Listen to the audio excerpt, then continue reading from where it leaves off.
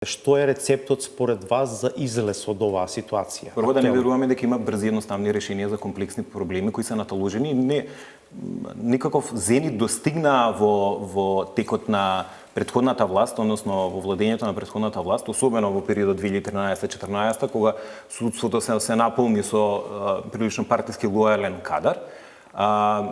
Но проблемите датираат од претходно. Проблемите со судството се многу подлабоки од она што навидум се презентира во јавноста.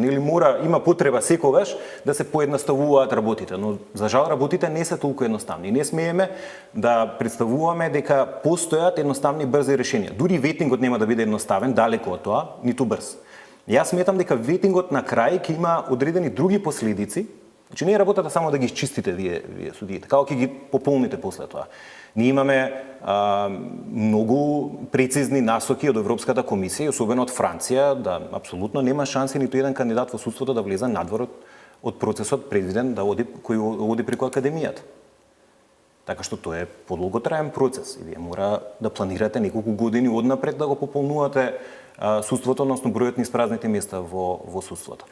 Сметам дека мора да се зајакнуваат постоечките институции и постоечките правни можности што ги нудат последните измени на законите, новиот закон за судски совет, да се прават сериозни анализи на тоа каде се точно проблемите во судството. Дали се работи за судски менталитет, ригиден правен формализам, дали се работи за менталитет кој е базиран на висок степен на хиерархија, сервилност, субмисивност на судиите. Од каде потекнува тоа? Дали можеме да најдеме позитивни примери истите да ги промовираме и да видиме кој е нашиот репер за добар суди? Дали воопшто имаме добри суди? Ако ги испразните, од каде ќе пополните, така?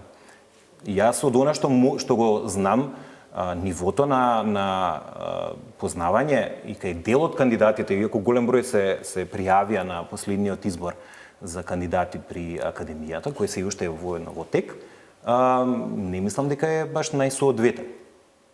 Бидејќи за 60 места се пријавија, ако не се лажам, некаде над 600 кандидати.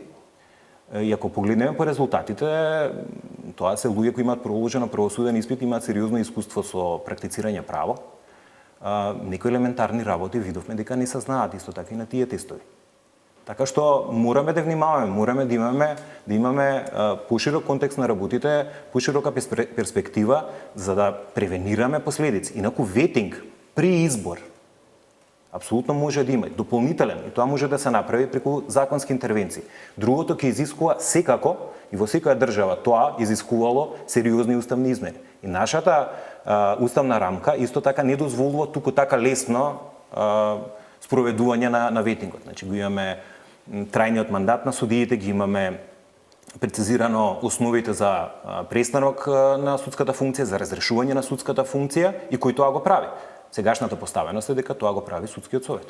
Значи би требало да има и уставни промени ако ова или некоја друга власт сака да тргне кон ветинг со искуството компаративно тоа го покажува. Значи ние имаме искуство и во Латинска Америка, имаме искуство во Кенија. Можеби едно од единствените што се спомнува како можеби евентуално позитивно искуство е од Кенија, на пример, во однос на ветингот.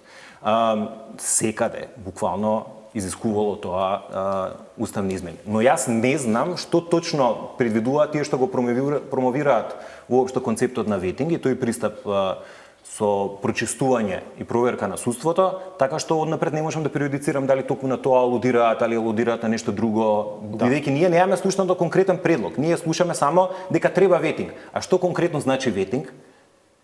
Во контекстот во кој тие го споменуваат, како тоа треба да се изведе, кои се целите што сакаат да се остварат, кои се причините поради кои ветингот се промовира како решение за проблемите во судството, ние немаме јасна перцепција, односно немаме јасна представа кои се одговорите на овие неколку прашања.